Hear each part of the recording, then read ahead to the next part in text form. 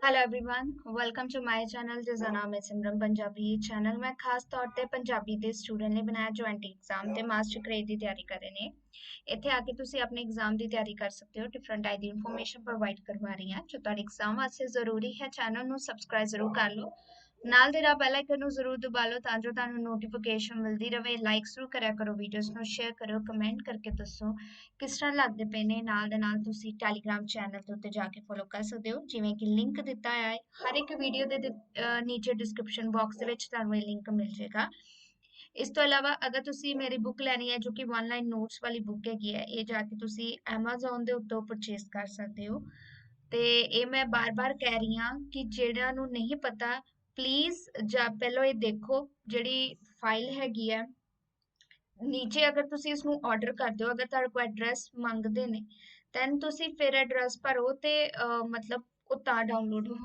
ਤੁਹਾਨੂੰ ਮਿਲੇਗੀ ਤੁਹਾਡੇ ਘਰ ਬਟ ਅਗਰ ਇਹਦੇ ਵਿੱਚ ਐਡਰੈਸ ਨਹੀਂ ਮੰਗਦੇ ਦੈਨ ਡਾਇਰੈਕਟ ਇਹ ਹੁੰਦਾ ਹੈ ਕਿ ਤੁਸੀਂ ਈ ਬੁੱਕ ਦੇ ਵਿੱਚ ਇਸਨੂੰ ਡਾਊਨਲੋਡ ਕਰਦੇ ਸੋ ਇਹ ਜਿਹੜਾ ਫਾਰਮੈਟ ਹੈਗਾ ਹੈ ਸਿਰਫ ਕਿੰਡਲ ਐਡੀਸ਼ਨ ਮਤਲਬ ਈ ਬੁੱਕ ਦੇ ਵਿੱਚ ਹੀ ਤੁਹਾਨੂੰ ਇਹ ਮਿਲੇਗਾ ਜਦੋਂ ਤੁਸੀਂ ਪੇਮੈਂਟ ਕਰਦੇ ਹੋ ਨਾਲ ਦੇ ਨਾਲ ਇਸ ਨੂੰ ਡਾਊਨਲੋਡ ਉਸੇ ਟਾਈਮ ਕਰ ਲਿਆ ਕਰੋ ਠੀਕ ਹੈ ਸੋ ਅਗਰ ਤਾਂ ਵੀ ਤੁਹਾਨੂੰ ਪਤਾ ਨਾ ਲੱਗੇ ਦੈਨ ਤੁਸੀਂ ਲਿੰਕ ਜਿਹੜਾ ਮੇਰੇ ਕੋਲ ਇੱਕ ਹੋਰ ਲੈ ਸਕਦੇ ਹੋ ਉਹ ਡਾਇਰੈਕਟ ਤੁਹਾਨੂੰ ਪੀਡੀਐਫ ਦੇ ਵਿੱਚ ਡਾਊਨਲੋਡ ਕਰਕੇ ਦੇ ਦੇਗਾ ਟੌਪਿਕ ਜਿਹੜਾ ਅੱਜ ਅਸੀਂ ਕਰਨ ਜਾ ਰਹੇ ਹਾਂ ਜਿਹੜੇ ਕਿ ਸਾਡੇ ਪਹਿਲੋਂ ਕਰਵਾਏ ਸੀ ਮੈਂ ਉਸ ਤੋਂ ਅੱਗੇ ਥੋੜਾ ਜਿਹਾ ਟੌਪਿਕ ਹੋ ਕਰਵਾਵਾਂਗੀ ਠੀਕ ਹੈ ਸੋ ਇਹ ਵਾਲੀ ਜਿਹੜੀ ਬੁੱਕ ਮੈਂ ਤੁਹਾਨੂੰ ਦੱਸਦੀ ਪਈ ਆ ਉਹਨਾਂ ਦੇ ਵਿੱਚੋਂ ਹੀ ਟੌਪਿਕ ਹੈਗੇ ਨੇ ਸੋ ਅੱਗੋਂ ਅਸੀਂ ਕਰਾਂਗੇ ਜੋ ਕਿ ਪਿਛਲੀ ਵੀਡੀਓ ਪਾਏ ਐਂਡ ਆਈ ਹੋਪ ਉਹ ਸਾਰਿਆਂ ਨੂੰ ਵਧੀਆ ਲੱਗੀ ਹੈ ਤਾਂ ਹੀ ਉਹ ਕਾਫੀ ਵਿਊਜ਼ ਮਿਲੇ ਨੇ ਉਹਨੂੰ ਵੀ ਸੋ ਸਟਾਰਟ ਕਰਦੇ ਅਸੀਂ ਇਹ ਹੈਗੀ ਹੈ ਸਾਡੇ ਕੋਲ ਕਵਿਤਾ ਦੀ ਲਾਈਨ ਪੈਰਾਂ ਨੂੰ ਲਾ ਕੇ ਮਹਿੰਦੀ ਮੇਰੀ ਕਬਰ ਤੇ ਕੋਈ ਕਲੀਆਂ ਚੜਾਉਣ ਆਇਆ ਪਰ ਅੱਗ ਲਾ ਗਿਆ ਹੈ ਇਹ 17 ਹਨ ਕਿਸ ਦੀਆਂ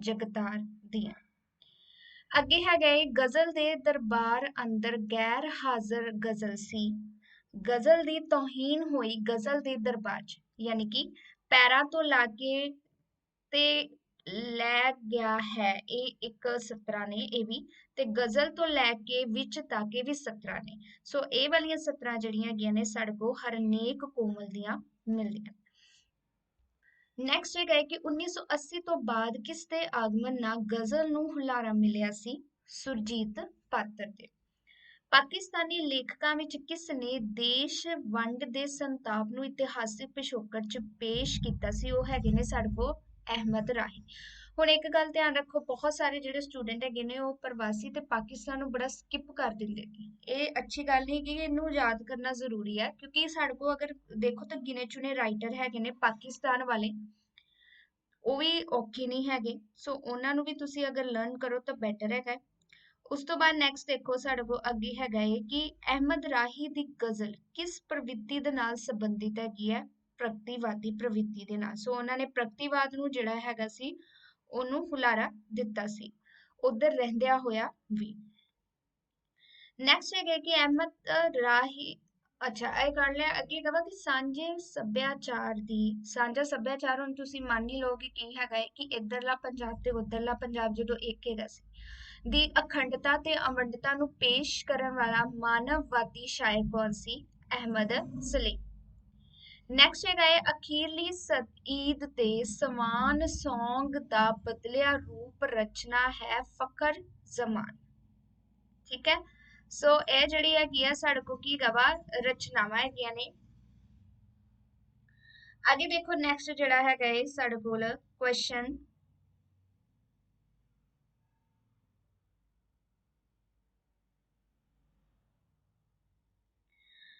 हैंडल विद केयर ते एल्वा ਸੈਲ ਸੈਲਜ਼ਰ ਕਵਿਤਾ ਜਿਹੜੀ ਹੈਗੀ ਹੈ ਉਹ ਕਿਸ ਦੀ ਹੈਗੀ ਹੈ ਸੋ ਇਹ ਜਿਹੜੀਆਂ ਦੋ ਕਵਿਤਾਵਾਂ ਜਿਹੜੀਆਂ ਸਾਨੂੰ ਮਿਲਦੀਆਂ ਹੈਗੀਆਂ ਨੇ ਇਹ ਕਿਸ ਦੀਆਂ ਹੈਗੀਆਂ ਨੇ ਇਹ ਹਨ ਫਖਰ ਜ਼ਮਾਨ ਠੀਕ ਹੈ ਅੱਗੇ ਹੈਗਾ ਹੈ ਸਾਡੇ ਕੋਲ ਮੈਂ ਤੇ ਮੈਂ ਕਿਸ ਦੀਆਂ ਰਚਨਾਵਾਂ ਨੇ ਬਾਕੀ ਸਦੀਕੀ ਦੀਆਂ ਉਸ ਤੋਂ ਬਾਅਦ ਨੈਕਸਟ ਹੈਗੇ ਨੇ ਸਾਡੇ ਕੋਲ ਚੰਦਨ ਰੁੱਖ ਤੇ ਵਿਹੜਾ ਧੁੱਪ ਵਿੱਚ ਦੋ ਸਫੈਦ ਔਰਤਾਂ ਇਹ ਰਚਨਾਵਾਂ ਨੇ ਕਿਸ ਦੀਆਂ ਨਜ਼ਮ ਹੁਸੈਨ ਸੈਯਦ ਤੇ ਉਸ ਤੋਂ ਬਾਅਦ ਸਾਡੇ ਕੋਲ ਕਿਹੜੇ ਆਂਦੇ ਹੈਗੇ ਨੇ ਮੁਨੀਰ ਨਿਆਜ਼ੀ ਉਸ ਤੋਂ ਬਾਅਦ ਨੈਕਸਟ ਦੇਖੋ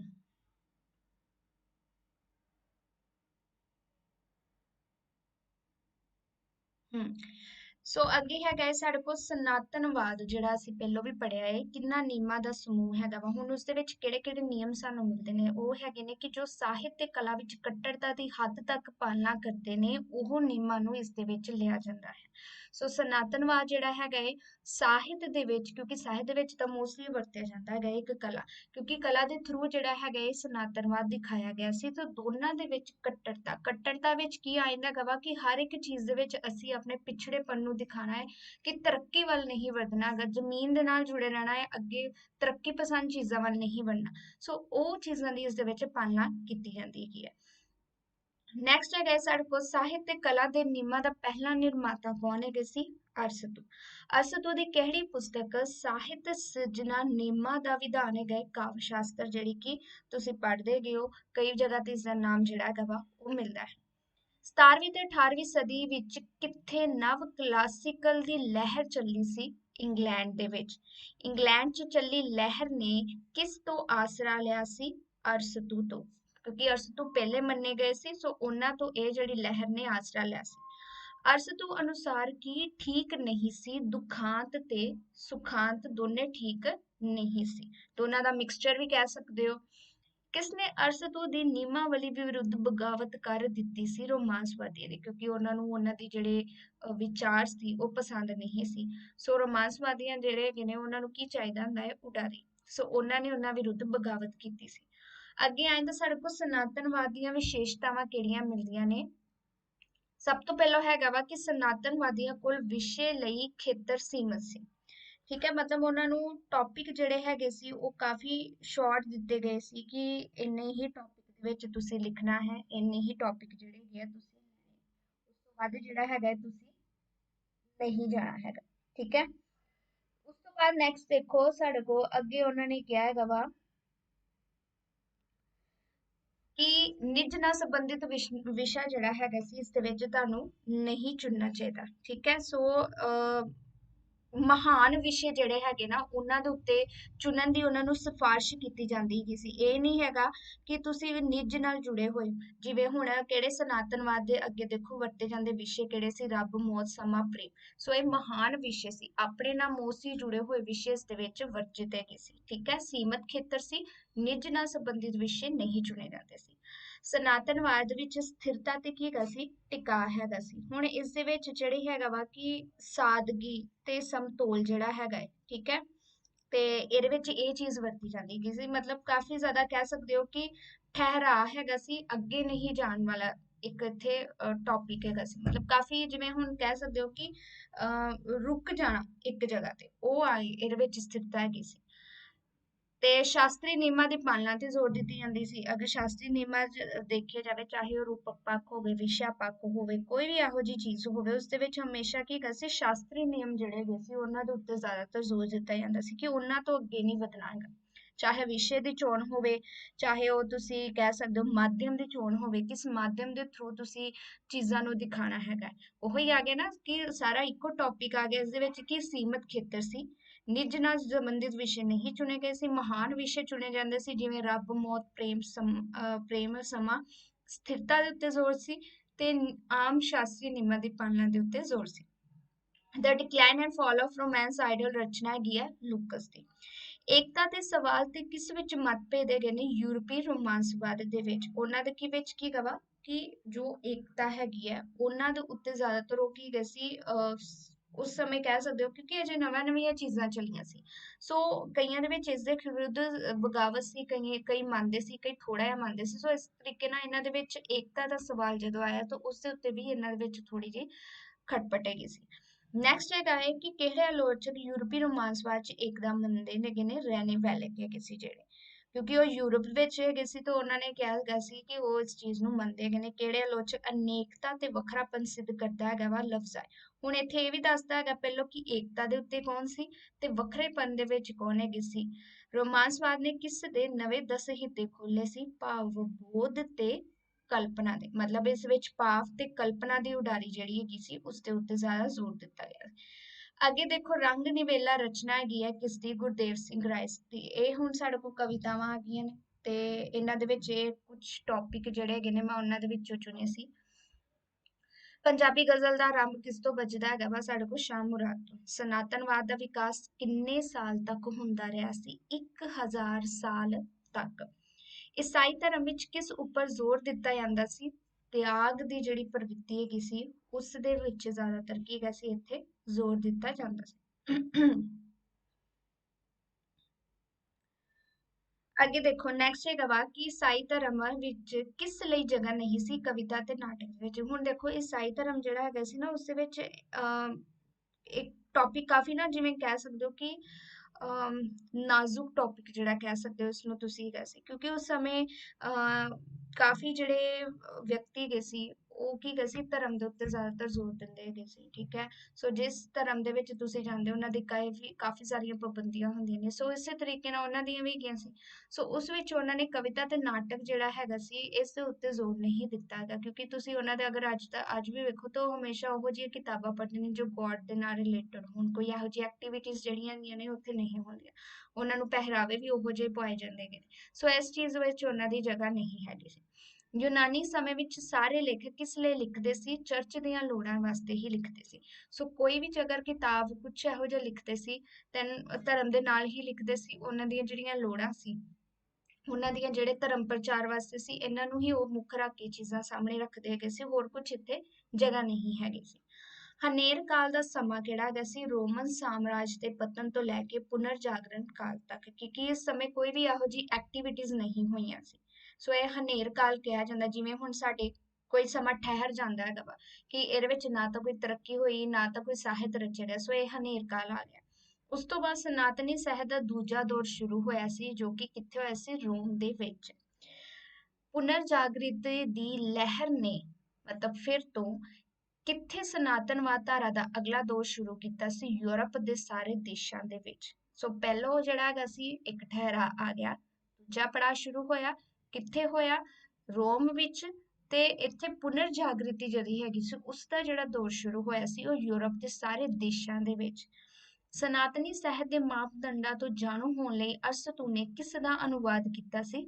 ਕਾਵਿ ਸ਼ਾਸਤਰ ਦਾ, ਜੋ ਕਿ ਬਾਅਦ ਦੇ ਵਿੱਚ ਇਹਨਾਂ ਤੋਂ ਹੀ ਸੇਧ ਜਿਹੜੀ ਗਈ ਸੀ ਕਈਆਂ ਨੇ ਲਈ ਸੀ। ਰੋਮਾਂਸਵਾਦੀ ਅਨੁਸਾਰ ਸਨਾਤਨੀ ਸਾਹਿਤ ਕੀ ਸੀ? ਹੁਣ ਉਹਨਾਂ ਦੇ ਬਾਰੇ ਦੇਖੋ ਉਹਨਾਂ ਨੇ ਕੀ ਇਸ ਚੀਜ਼ ਨੂੰ ਮੰਨਿਆ ਸੀ। ਜਿਹੜਾ ਯੂਨਾਨ ਤੇ ਰੋਮ ਦੇ ਸਾਹਿਤ ਦਾ ਅਨੁਕਰਨ ਹੈਗਾ ਮਤਲਬ ਉਸਦੀ ਨਕਲ ਹੈਗੀ ਹੈ ਉਹੋ ਹੀ ਉਹਨਾਂ ਵਾਸਤੇ ਕੀ ਹੈਗਾ ਸੀ? ਸਨਾਤਨੀ ਸਾਹਿਤ ਹੈਗਾ ਸੀ।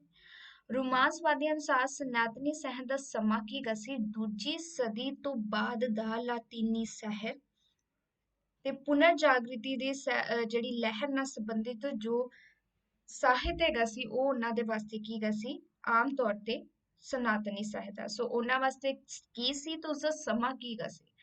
ਸਨਾਤਨੀ ਤੇ ਨਵ ਸਨਾਤਨਵਾਦੀ ਸਾਹਿਤ ਦਾ ਹੁਣ ਸਮਾਂ ਦੇਖੋ, ਇੱਕ ਆ ਗਿਆ ਇੱਥੇ ਕੱਲਾ ਸਨਾਤਨੀ ਸਾਹਿਤ, ਇਸ ਦੇ ਵਿੱਚ ਹੁਣ ਮੈਂ ਇਹ ਦੱਸਿਆ ਕਿ ਉਸਦਾ ਸਮਾਂ ਕੀ ਹੈਗਾ ਸੀ ਤੇ ਨਵ ਸਨਾਤਨਵਾਦੀ ਸਾਹਿਤ 320 ਈਸਾ ਪੂਰਵ ਤੋਂ ਲੈ ਕੇ 500 ਈਸਾ ਤੱਕ ਜਿਹੜੇ ਹੈਗੇ ਸੀ ਈਸਵੀ ਤੱਕ ਲਿਖੇ ਸਾਹਿਤ ਨੂੰ ਸਨਾਤਨੀ ਕਿਹਾ ਗਿਆ ਸੀ। ਸੋ ਇੱਥੇ ਪਹਿਲਾਂ ਮੈਂ ਦੱਸਿਆ ਹੈ ਕਿ ਸਨਾਤਨੀ ਸਾਹਿਤ ਕਿਹੜਾ ਹੈਗਾ ਸੀ ਉਸਦਾ ਸਮਾਂ, ਉਸ ਤੋਂ ਬਾਅਦ ਆ ਗਿਆ ਸਾਡੇ ਕੋਲ ਨਵ ਸਨਾਤਨਵਾਦੀ ਸਾਹਿਤ ਦਾ ਸਮਾਂ। ਹੁਣ ਤੁਹਾਨੂੰ ਪਤਾ ਹੀ ਹੈ ਕਿ ਸਾਡੇ ਵੀ ਇੱਥੇ ਮਾਰਕਸਵਾਦ ਚੱਲਿਆ, ਉਸ ਤੋਂ ਬਾਅਦ ਨਵ ਮਾਰਕਸਵਾਦ ਤੇ ਯਥਾਰਥਵਾਦ ਉਸਦੇ ਕਈ ਪੜਾਅ ਚੱਲੇ ਸੀ। ਸੋ ਇਸੇ ਤਰੀਕੇ ਨਾਲ ਪਹਿਲਾਂ ਸਨਾਤਨਵਾਦ ਉਸ ਤੋਂ ਬਾਅਦ ਨਵ ਸਨਾਤਨਵਾਦ, ਤੇ ਉਸਦਾ ਸਮਾਂ ਹੈਗਾ ਸੀ 15ਵੀਂ ਸਦੀ ਤੋਂ ਲੈ ਕੇ 18ਵੀਂ ਸਦੀ ਤੱਕ ਦਾ ਸਮਾਂ। ਸੋ ਇਸ ਦੇ ਵਿੱਚ ਦੇਖੋ 320 ਤੋਂ ਲੈ ਕੇ 500, ਉਸ ਤੋਂ ਬਾਅਦ ਵਿੱਚ ਠਹਿਰਾ ਆ ਗਿਆ ਤੇ ਬਾਅਦ ਵਿੱਚ ਸੈਕਿੰਡ ਜਿਹੜਾ ਹੈਗਾ ਸੀ ਉਹ ਪੜਾਅ ਸ਼ੁਰੂ ਹੋਇਆ ਸੀ, ਠੀਕ ਹੈ। ਸਨਾਤਨਵਾਦ ਦੇ ਵਿਰੋਧ ਵਿੱਚ ਪੈਦਾ ਹੋਈ ਰੋਮਾਂਸਵਾਦ। ਸੋ ਉਹ ਹੀ ਹੈਗਾ ਸਨਾਤਨਵਾਦ ਕੀ ਹੈਗਾ ਸੀ ਕਿ ਜਿੱਥੇ ਰੋਕ ਲੱਗਦੀ ਸੀ ਤੇ ਰੋਮਾਂਸਵਾਦ ਹੈਗਾ ਸੀ ਜਿੱਥੇ ਉਡਾਰੀ ਮਿਲਦੀ ਸੀ। ਕਲਾਸਿਜ਼ਮ ਦਾ ਤੱਤ ਕੀ ਹੈਗਾ ਸੀ? ਰੋਮਾਂਸਵਾਦ ਹੈਗਾ ਸੀ। ਸ਼ਾਹ ਮੁਰਾਦ ਦਾ ਜੀਵਨ, ਹੁਣ ਦੇਖੋ ਸ਼ਾਹ ਮੁਰਾਦ ਦਾ ਦੀਵਾਨ ਜਿਹੜਾ ਹੈਗਾ ਇਹ ਰਚਨਾ ਹੈਗੀ ਹੈ ਗੁਲਜ਼ਾਰ ਸ਼ਾਹ ਮੁਹੰਮਦ ਦੀ। ਗੁਲਜ਼ਾਰ ਸ਼ਾਹ ਮੁਹੰਮਦ ਵਿੱਚ ਕਿਸ ਭਾਸ਼ਾ ਦੀਆਂ ਗਜ਼ਲਾਂ ਹਨ? ਹੁਣ ਇਹਦੇ ਵਿੱਚ ਉਰਦੂ, ਫਾਰਸੀ ਤੇ ਪੰਜਾਬੀ। ਤੇ ਅੱਗੇ ਹੈਗਾ ਵਾ ਕਿ ਮੌਲਾ ਬਖਸ਼ ਕੁਸ਼ਤਾ ਦਾ ਦੀਵਾਨ ਕਦੋਂ ਪ੍ਰਕਾਸ਼ਿਤ ਹੋਇਆ ਸੀ? ਇਹ ਹੈਗਾ ਸੀ 1903 ਦੇ ਵਿੱਚ ਇਹ ਜਿਹੜੀ ਰਚਨਾ ਹੈਗੀ ਸੀ ਇਹ ਪ੍ਰਕਾਸ਼ਿਤ ਹੋਈ ਸੀ। ਤੇ ਗਜ਼ਲ ਦੇ ਵਿੱਚ ਆਧੁਨਿਕ ਰੰਗ ਲਿਆਉਣ ਦਾ ਸਿਹਰਾ ਵੱਜਦਾ ਹੈਗਾ ਵਾ ਪ੍ਰੋਫੈਸਰ ਮੋਹਨ ਸਿੰਘ ਦੇ ਸਿਰ। ਰਵਾਇਤੀ ਗਜ਼ਲ ਜਿਹੜੀ ਸਾਡੇ ਕੋਲ ਆਮ ਪੁਰਾਣੀ ਜਿਹੜੀ ਆਂਦੀ ਆ ਉਹ ਕਿਸ ਦੇ ਆਲੇ ਦੁਆਲੇ ਹੁੰਦੀ ਹੈ, ਮਤਲਬ ਉਸਦੇ ਵਿਸ਼ੇ ਕੀ ਕਿਸ। ਹੁਣ ਪੁਰਾਣੀ ਗਜ਼ਲ ਜਿਹੜੀ ਹੈਗੀ ਆ, ਕਈ ਜਗ੍ਹਾ ਤੇ ਤੁਸੀਂ ਪੜ੍ਹਿਆ ਹੈਗਾ ਵਾ, ਹੁਣ ਵਾਲੇ ਵਿਸ਼ੇ ਤਾਂ ਕਾਫੀ ਫੈਲ ਗਏ ਨੇ, ਮਤਲਬ ਬਹੁਤ ਸਾਰੇ ਇਹੋ ਜਿਹੇ ਟੌਪਿਕ ਹੈ ਜਿਨ੍ਹਾਂ ਨੂੰ ਲੈ ਕੇ ਹੁਣ ਗਜ਼ਲ ਲਿਖੀ ਜਾਂਦੀ ਹੈ। ਪਹਿਲਾਂ ਆਮ ਪ੍ਰੇਮ, ਕਹਿ ਸਕਦੇ ਹੋ ਤੁਸੀਂ, ਇਸਤਰੀ ਦੀ ਸੁੰਦਰਤਾ, ਇਹੋ ਜਿਹੀ ਸ਼ਰਾਬ, ਇਹਨਾਂ ਦੇ ਉੱਤੇ ਲਿਖੀ ਜਾਂਦੀ। ਸੋ ਉਹ ਹੀ ਆ ਕੇ ਗੁਲ ਬੁਲਬੁਲ ਤੇ ਪੈਮਾਨਾ ਉਹ ਸਾਕੀ, ਮੇਨ ਉਹਨਾਂ ਨੇ ਐਜ਼ ਅ ਇਸਨੂੰ ਨਾਮ ਦੇ ਕੇ ਇੱਥੇ ਐਕਸਪਲੇਨ ਕੀਤਾ ਹੈਗਾ। ਮੋਹਨ ਸਿੰਘ ਨੇ ਗਜ਼ਲ ਵਿੱਚ ਕਿਸ ਵਰਗਾ ਰੰਗ ਲਿਆਉਣ ਦੀ ਕੋਸ਼ਿਸ਼ ਕੀਤੀ ਸੀ? ਫੈਜ਼ ਅਹਿਮਦ ਫੈਜ਼ ਵਰਗਾ ਰੰਗ। ਬਾਬਾ ਬਲਵੰਤ ਨੇ ਗਜ਼ਲ ਵਿੱਚ ਕਿਹੜਾ ਸੁਮੇਲ ਕੀਤਾ ਸੀ? ਉਹਨਾਂ ਨੇ ਮਾਨਵਤਾਵਾਦ ਅਤੇ ਸੁਹਜਵਾਦ ਜਿਹੜਾ ਹੈਗਾ ਸੀ, ਦੋਨਾਂ ਨੂੰ ਕੰਬਾਈਨ ਇਸ ਦੇ ਵਿੱਚ ਜਿਹੜਾ ਕੀਤਾ ਸੀ। ਪ੍ਰੋਫੈਸਰ ਦੀਵਾਨ ਸਿੰਘ ਦੀ ਗਜ਼ਲ ਦੇ ਮੁੱਖ ਲੱਛਣ ਕਿਹੜੇ ਹੈਗੇ ਸੀ? ਕਿ ਜਜ਼ਬੇ ਦੀ ਬੋਹਲਤਾ ਸੀ, ਆਵੇਸ਼ ਸੀ, ਰਵਾਨੀ ਸੀ ਤੇ ਨਾਲ ਦੇ ਨਾਲ ਕੀ ਸੀ? ਸਰਲਤਾ ਸੀ। ਪੰਜਾਬੀ ਗਜ਼ਲ ਨੇ ਵਿਕਾਸ ਕੀਤਾ ਕਦੋਂ? 1960 ਤੋਂ ਪਿੱਛੋਂ।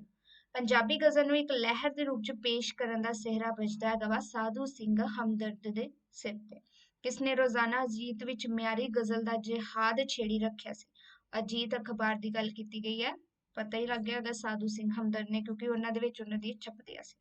ਕਿਸ ਨੂੰ ਉਰਦੂ ਵਿੱਚ ਕਹੀ ਜਾਣ ਵਾਲੀ ਗਜ਼ਲ ਦੇ ਮਿਜ਼ਾਜ ਤੇ ਸਮਰੱਥਾ ਦੀ ਡੂੰਘੀ ਜਾਣਕਾਰੀ ਸੀ? ਜਗਤਾਰ ਤੇ ਰਣਧੀਰ ਚੰਦ ਨੂੰ।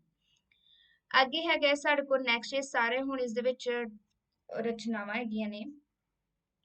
ਦੂਜੀ ਸ਼ਤਾਬਦੀ ਵਿੱਚ ਕਲਾਸਿਸਸ ਕਿਹਨਾਂ ਲਈ ਵਰਤਿਆ ਗਿਆ ਸੀ? ਇਹ ਸ਼ਬਦ ਸ਼੍ਰੇਸ਼ਟ ਲੋਕਾਂ ਲਈ ਲਿਖੀਆਂ ਗਈਆਂ ਪੁਸਤਕਾਂ ਨੇ, ਮਤਲਬ ਜਿਵੇਂ ਕਹਿੰਦੇ ਨਾ ਕਲਾਸਿਕ ਰਚਨਾ, ਉੱਤਮ, ਜਿਵੇਂ ਹੁਣ ਕਿਨੇ ਕਲਾਸੀ ਕੱਪੜੇ ਪਾਏ ਨੇ, ਜਾਂ ਫਿਰ ਕਿੰਨੇ ਕਹਿ ਸਕਦੇ ਹੋ ਤੁਸੀਂ, ਇਹ ਵਰਡ ਬਹੁਤ ਯੂਜ਼ ਕੀਤਾ ਜਾਂਦਾ ਹੈਗਾ, ਕਿਉਂਕਿ ਇਹ ਸਟੈਂਡਰਡ ਦੇ ਜਿਵੇਂ ਲੋਕਾਂ ਵਾਸਤੇ। ਸੋ ਸ਼੍ਰੇਸ਼ਟ ਉਹ ਹੀ ਆਇਂਦਾ ਹੈਗਾ ਇਸ ਦੇ ਵਿੱਚ, ਲਿਖੀਆਂ ਪੁਸਤਕਾਂ ਵਾਸਤੇ ਜਿਹੜਾ ਯੂਜ਼ ਕੀਤਾ ਜਾਂਦਾ ਸੀ। ਅੱਗੇ ਹੈਗਾ ਸਾਡੇ ਕੋਲ ਸਨਾਤਨਵਾਦ ਦਾ ਨਿਕਾਸ ਹੈਗਾ ਸੀ ਪੱਛਮ ਵਿੱਚ, ਯੂਨਾਨ ਦੇ ਵਿੱਚ ਇਸ ਦਾ ਨਿਕਾਸ ਜਿਹੜਾ ਹੈਗਾ ਸੀ ਹੋਇਆ ਸੀ।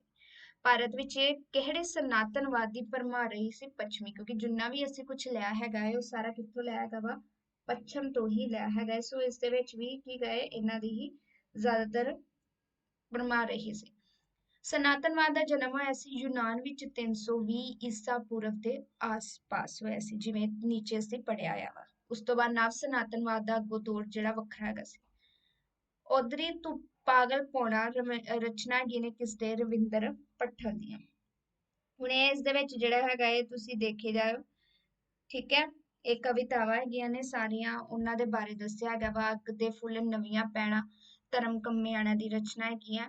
ਖਾਲੀ ਘਰ ਪੱਥਰਾਂ ਦੀ ਬਾਰਿਸ਼ ਹਰਨੇ ਕੋਮਲ ਜਿਹੜੇ ਉਹਨਾਂ ਦੀ ਰਚਨਾ ਹੈ। ਇੱਕ ਨਾ ਬੜਾ ਕਈ ਵਾਰੀ ਨਾ ਵਿਦਾ ਵੀ ਪੁੱਛੀ ਜਾਂਦੀ ਨਾ, ਤਾਂ ਇੱਕ ਨਾ ਧਿਆਨ ਲਾ ਕੇ ਜ਼ਰਾ ਇਹ ਪੜਿਆ ਕਰੋ ਇਸ ਚੀਜ਼ ਨੂੰ, ਕਿਉਂਕਿ ਜਿਹੜੇ ਟੌਪਿਕ ਵਿਸ਼ੇ ਦੇ ਚੁਣੇ ਹੁੰਦੇ ਆ ਨਾ, ਵਿਸ਼ੇ ਜਿਹੜੇ ਉਹਨਾਂ ਨੇ ਚੁਣੇ ਹੁੰਦੇ ਆ, ਕੋਈ ਨਾਵਲ, ਨਾਟਕ, ਕਹਾਣੀ ਦੇ, ਉਹ ਥੋੜੇ ਹਟ ਕੇ ਹੁੰਦੇ, ਤੇ ਜਦੋਂ ਕਵਿਤਾ ਦੇ ਟੌਪਿਕ ਚੁਣੇ ਜਾਂਦੇ ਨਾ, ਉਹ ਥੋੜੇ ਜਿਹੇ ਡਿਫਰੈਂਸ ਹੁੰਦੇ, ਉਹ ਉੱਥੋਂ ਪਤਾ ਲੱਗ ਜਾਂਦਾ। ਜਿਵੇਂ ਹੁਣ ਦੇਖੋ, ਉੰਦਰੀ ਧੁੱਪ ਪਾਗਲ ਪੌਣਾ, ਇਹ ਕਿਸੇ ਦੀ ਫੀਲਿੰਗਸ, ਜਜ਼ਬਾਤ ਇਸ ਦੇ ਵਿੱਚ ਹੁੰਦੇ ਨੇ, ਤਾਂ ਉਹ ਟੌਪਿਕ ਵੀ ਉਸੇ ਤਰੀਕੇ ਦੇ ਨਾਲ ਹੀ ਲਿਖਦੇ ਹੈਗੇ ਨੇ, ਤਾਂ ਉਹ ਹੀ ਚੂਜ਼ ਕਰ। ਸੋ ਇੱਥੋਂ ਜਿਹੜਾ ਹੈਗਾ ਤੁਸੀਂ ਇਸਨੂੰ ਪਤਾ ਕਰ ਸਕਦੇ ਹੋ ਕਿ ਕਵਿਤਾਵਾਂ ਕਿਹੜੀਆਂ ਹੋ ਸਕਦੀਆਂ ਨੇ, ਤੇ ਬਾਕੀ ਜਿਹੜੇ ਟੌਪਿਕ ਹੈਗੇ ਨੇ, ਯਾਨੀ ਕਿ ਵਿਧਾ ਕਿਹੜੀ ਹੈਗੀ ਹੈ। ਅੱਗੇ ਦੇਖੋ, ਮੇਰੇ ਗੁਮਨਾਮ ਦਿਨ ਇੱਕ ਸੂਰਜ ਮੇਰਾ ਵੀ ਰਣਧੀਰ ਸਿੰਘ ਚੰਦ ਦੀ ਰਚਨਾ ਹੈ। ਬਰਫ਼ ਦਾ ਘਰ ਗੁੰਬਦ ਰਣਧੀਰ ਚੰਦ ਦੀ ਰਚਨਾ। ਸਲੀਬ ਸ਼ੀਸ਼ਾ ਨਹੀਂ ਹਾਂ ਮੈਂ ਜਸਪਾਲ ਕਈ ਕਵਿਤਾਵਾਂ। ਨਿਰਵਾਣ ਦੀ ਤਲਾਸ਼ ਦਵੰਦ ਕਥਾ ਅਮਰਜੀਤ ਕੋਕੇ ਦੀ ਰਚਨਾ। ਆਪਣੀ ਆਪਣੀ ਰਾਤ ਸਵਰਾਜ ਵੀਰ ਦੀ ਰਚਨਾ। ਸਹਿਮੇ ਰੁੱਖ ਉਦਾਸੇ ਰੰਗ ਮਣਕੇ ਹਰੀ ਸਿੰਘ ਮੋਹੀ ਦੀ ਰਚਨਾ। ਅਨੁਭਵ ਦੇ ਅਥਰੂ ਤੋਂ ਪੌਣਾ ਦਾ ਸਿਰਨਾਵਾ ਅਨੂਪ ਸਿੰਘ ਵਿਰਕ ਦੀ ਰਚਨਾ। ਜੁਗਾਂ ਜੁਗਾਂ ਦੀ ਪੈੜ ਸੁਖਮਿੰਦਰ ਰਾਮਪੁਰੀ ਦੀ ਰਚਨਾ। ਹੁਣ ਤੱਕ ਰਾਜਿੰਦਰ ਸਿੰਘ ਦੀ ਰਚਨਾ। ਸਰਾਪ ਮੁਕਤ ਚੂਚਕ ਦੀਏ ਜਾਈਏ ਜੈ ਜੇ.ਐਸ. ਆਨੰਦ ਦੀ ਰਚਨਾ। ਇਸ ਤੋਂ ਪਹਿਲਾਂ ਕਿ ਦਵਿੰਦਰ ਕੌਰ ਦੀ ਰਚਨਾ। ਬਰਸੇ ਮੇਘ ਸਖੀ ਸਲੀਬ ਤੇ ਲਟਕੇ ਹਰਫ ਭੁਪਿੰਦਰ ਕੌਰ ਪ੍ਰੀਤ ਦੀ ਰਚਨਾ। ਇੰਜ ਨਾ ਮਿਲੀ ਪਾਲ ਕੌਰ ਦੀ ਰਚਨਾ। ਮੱਸਿਆ ਤੇ ਗੁਲਾਬੀ ਰੋ ਗੁਰਮਿੰਦਰ ਕੌਰ ਸੰਧੂ ਦੀ ਰਚਨਾ। ਬੇਨੰਤੀਆਂ ਸਤਿਵੰਤ ਕੌਰ ਦੀ ਰਚਨਾ। ਕੱਲ ਵਾਂਗ ਨਾ ਮਿਲੀ ਮਨਜੀਤਪਾਲ ਦੀ ਰਚਨਾ। ਇਹ ਟੌਪਿਕ ਮੈਂ ਮਿਕਸ ਕੀਤੇ ਸੀ, ਜਿਵੇਂ ਹੁਣ ਇਸ ਦੇ ਵਿੱਚ ਸਾਡੇ ਕੋਲ ਵਾਦ ਚੱਲਦੇ ਪਏ ਸੀ, ਜਿਵੇਂ ਰੋਮਾਂਸਵਾਦ, ਸਨਾਤਨਵਾਦ, ਫਿਰ ਮਾਰਕਸਵਾਦ ਤੇ ਨਾਲ ਦੇ ਨਾਲ ਇਸ ਦੇ ਵਿੱਚ ਕਵਿਤਾਵਾਂ ਵਾਲੇ ਟੌਪਿਕ ਮੈਂ ਮਿਕਸ ਕਰਕੇ ਪਾਏ ਹੋਏ ਸੀ। ਉਸ ਤੋਂ ਬਾਅਦ ਹੈਗਾ ਵਾ ਕੱਲ ਨਾ ਮਿਲੀ ਮਨਜੀਤ ਪਾਲ ਦੀ ਰਚਨਾ ਸਪੰਦਨ ਇੱਕ ਟੋਟਾ ਵਰੇਸ ਅਰਤਿੰਦਰ ਸੰਧੂ ਦੀ ਰਚਨਾ ਕਣੀਆਂ ਧੁੱਪ ਦੀ ਚੰਨੀ ਸੁਖਵਿੰਦਰ ਅੰਮ੍ਰਿਤ ਦੀ ਰਚਨਾ ਇਲਜ਼ਾਮ ਇਲਹਾਮ ਮਨਜੀਤ ਟਿਵਾਣਾ ਦੀ ਰਚਨਾ ਹਰਨੇਕ ਕੋਮਲ ਨੇ ਕਿਹੜੀ ਕਾਵ ਵੰਨਗੀ ਅਪਣਾਈ ਦੂਹਾ ਕਾਵ ਵੰਨਗੀ ਹਰਨੇਕ ਕੋਮਲ ਨੇ ਕਿਹੜੇ ਸਰੋਕਾਰਾਂ ਨੂੰ ਅਭਿਵਿਅਕਤੀ ਪ੍ਰਦਾਨ ਕੀਤੀ ਸੀ ਉੱਤਰ ਪੂੰਜੀਵਾਦੀ ਯੁੱਗ ਦੇ ਜਿਹੜੇ ਸਰੋਕਾਰ ਸੀ ਉਹਨਾਂ ਨੂੰ ਅਮਰਜੀਤ ਕੌਂਕੇ ਨੇ ਕਿਸ ਨੂੰ ਅਭਿਵਿਅਕਤ ਕੀਤਾ ਸੀ ਜੋ ਕਿ ਨਿਮਨ ਜਿਹੜੇ ਹੈਗੇ ਨੇ ਵਿਚਕਾਰ ਵਾਲੇ ਜਿਹੜੇ ਮੱਧ ਸ਼੍ਰੇਣੀ ਜਿਸ ਨੂੰ ਕਹਿ ਦਿੰਦੇ ਹੋ ਜਿਵੇਂ ਮਿਡਲ ਕਲਾਸ ਫੈਮਿਲੀ ਜਿਹੜੀ ਅਸੀਂ ਹੈਗੇ ਨੇ ਉਹਨਾਂ ਦੇ ਜਿਹੜੇ ਦਬਾਅ ਨੇ ਆਰਥਿਕ ਮਜਬੂਰੀਆਂ ਜਿਵੇਂ ਕੋਟ-ਕੋਟ ਕੇ ਆਪਣੀ ਜ਼ਿੰਦਗੀ ਬਤੀਤ ਕਰਦੇ ਨੇ ਸੋ ਉਹਨਾਂ ਨੂੰ ਇਸ ਦੇ ਵਿੱਚ ਦੱਸਿਆ ਗਿਆ ਸੀ ਸੁਖਵਿੰਦਰ ਕੰਬੋਜ ਕਿਸ ਦੇ ਅਹਿਸਾਸ ਨੂੰ ਆਲੋਚਨਾ ਦੁਆਰਾ ਪੇਸ਼ ਕੀਤਾ ਹੈ ਪ੍ਰਵਾਸ ਦੇ ਅਹਿਸਾਸ ਨੂੰ ਸੋ ਇਹ ਟੌਪਿਕ ਅੱਜ ਤੱਕ ਹੀ ਹੈਗਾ ਹੈ ਬਾਕੀ ਕੱਲ ਕਰਾਂਗੇ ਠੀਕ ਹੈ ਸੋ ਇਹ ਤਾਂ ਮੈਂ ਹੁਣ ਪਾ ਰਹੀ ਹਾਂ ਕਿਉਂਕਿ ਕਈਆਂ ਕੋਲ ਨਹੀਂ ਪਹੁੰਚੀ ਹੋਈ ਕਿਤਾਬ ਅਗਰ ਲੈਣਾ ਚਾਹਣ ਤਾਂ ਲੈ ਸਕਦੇ ਨੇ ਬਟ ਅਗਰ ਪੜ੍ਹਨਾ ਚਾਹਣ ਤਾਂ ਇੱਥੋਂ ਪੜ੍ਹ ਸਕਦੇ ਨੇ ਜਿੰਨਾ ਇਸ ਦੇ ਵਿੱਚ ਪੜ੍ਹਾ ਸਕਦੀ ਮੈਂ ਪੜ੍ਹਾਵਾਂਗੀ ਇਸ ਤੋਂ ਇਲਾਵਾ ਵੀ ਕਾਫੀ ਦੂਸਰਾ ਟੌਪਿਕ ਜਿਹੜੇ ਹੋਣਗੇ ਉਹ ਵੀ ਪਾਵਾਂਗੀ ਥੋੜੇ ਜਿਹੇ ਹੈਗੇ ਨੇ ਇਸ ਤੋਂ ਬਾਅਦ ਦੂਸਰੇ ਸ਼ੁਰੂ ਕਰਾਂਗੇ ਠੀਕ ਹੈ ਸੋ ਬਾਕੀ ਅਗਰ ਅੱਛਾ ਲੱਗੇ ਨਾ ਲੱਗੇ ਦੇਖਣੀ ਤਾਂ ਪੈਣੀ ਹੈ ਤੇ ਇੱਥੋਂ ਪੜ੍ਹਾਈ ਹੋਣੀ ਹੈ ਸੋ ਲਾਈਕ ਜ਼ਰੂਰ ਕਰਿਓ ਵੀਡੀਓਜ਼ ਨੂੰ ਐਂਡ ਸ਼ੇਅਰ ਕਰਿਓ ਜਿੰਨਾ ਤੱਕ ਨਹੀਂ ਪਹੁੰਚ ਰਹੇ ਥੈਂਕ ਯੂ ਕਲਾਸ ਦੇਖਣ ਵਾਸਤੇ